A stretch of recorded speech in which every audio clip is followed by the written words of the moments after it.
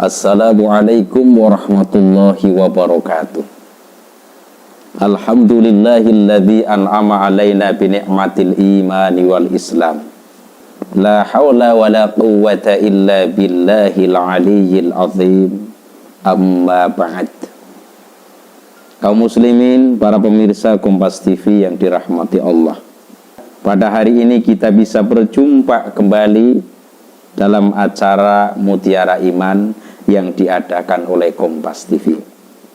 Mudah-mudahan dengan adanya acara semacam ini bisa menjadikan peningkatan iman bagi kita semuanya. Allahumma amin ya rabbal alamin.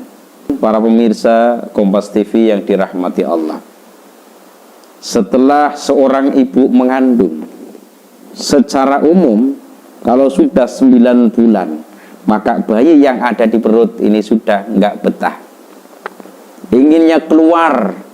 Setelah usia 9 bulan lebih baru keluar janin itu, dilahirkan oleh sang ibu.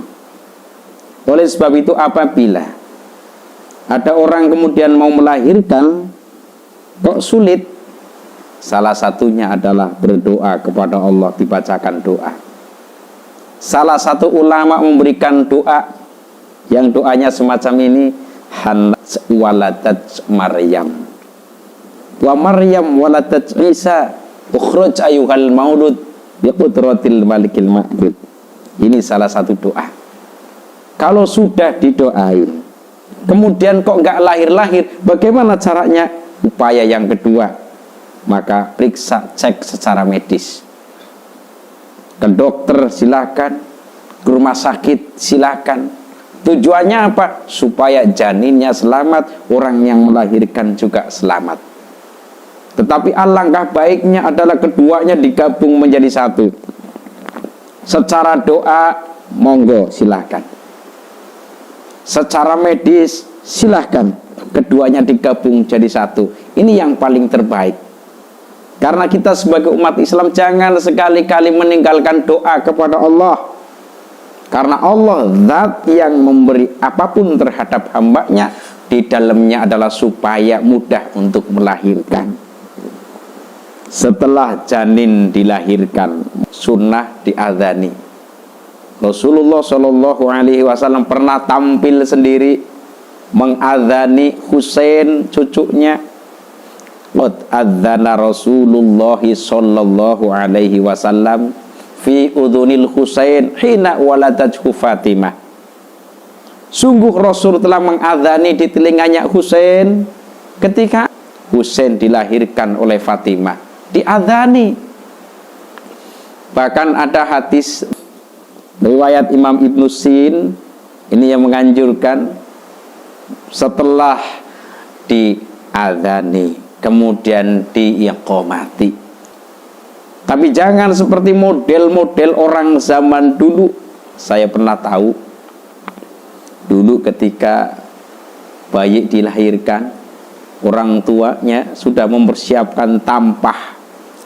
Ya, setelah tampah lahir, ditaruh di tampah, kemudian tampahnya itu dikebiak. Biak, mana ngalor. Biak, mana ngidul. Biak, mana ngetan. Biak, mana ulun. Dulu dikebiak semacam itu, bahkan secara agama nggak ada itu. Tapi sejak dulu orang-orang tua melaksanakan seperti itu. Setelah diadzani, diqomati, boleh dibacakan surat Al-Ikhlas.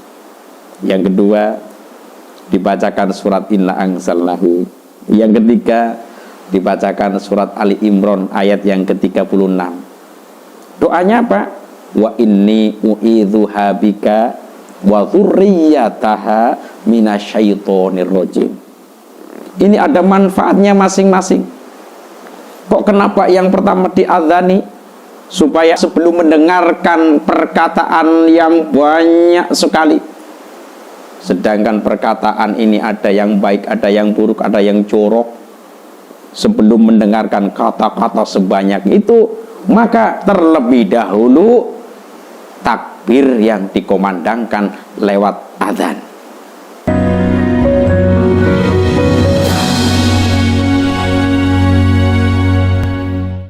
orang mau mengadzani anak kok lewatnya pengeras suara. Ini nggak boleh, mengganggu orang lain.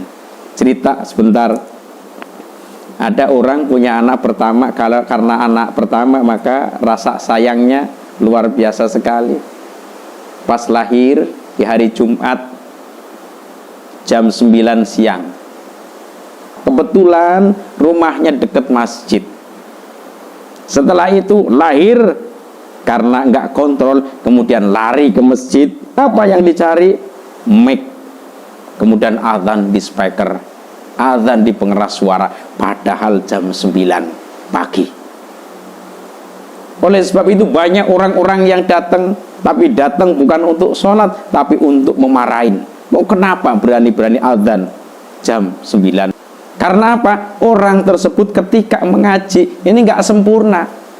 Bahkan ketika mengaji kadang-kadang kantuk, kadang-kadang nggak mendengarkan cerita dewek-dewek, cerita masing-masing padahal sedang ngaji. Maka dapatnya semacam itu. Diadzani sebelum mendengarkan kata-kata yang sangat banyak, perdengarkan dulu kalimat Allahu Akbar, takbir. Tujuannya apa? Salah satu tujuannya adzan adalah supaya anak tersebut imannya menjadi kuat, menanamkan iman, tanamkan terhadap anak. Diadzani karena adzan, takbir ketauhidan kepada Allah. Terus dibacakan surat Al-Ikhlas. Tujuannya supaya anak tersebut juga imannya kuat. Yang kedua, dibacakan inna anzalnahu fi lailatul qadar. Salah satu tujuannya supaya anak ini besar menjadi anak yang soleh dan solehah, tidak berbuat kepersinaan. Tetapi insya Allah ketika sudah dibaca surat inna anzalnahu, anak ini akan dijaga oleh Allah. Besarnya ini tidak akan zina. Mudah-mudahan termasuk anak kita semuanya. Amin Allahumma amin ya rabbal alamin. Yang ketiga, dibacakan di surat Al-Imran ayat ke-36, wa inni u'idzuha bika wa dzurriyyataha minasyaitonir rajim.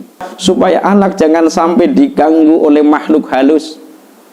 Sedangkan kalau bayi baru lahir karena fitrah diganggu oleh makhluk-makhluk halus. Tetapi kalau dibacakan doa ini dan juga doa yang diajarkan oleh Rasulullah Shallallahu Alaihi Wasallam, insya Allah aman, tidak akan diganggu oleh makhluk-makhluk halus.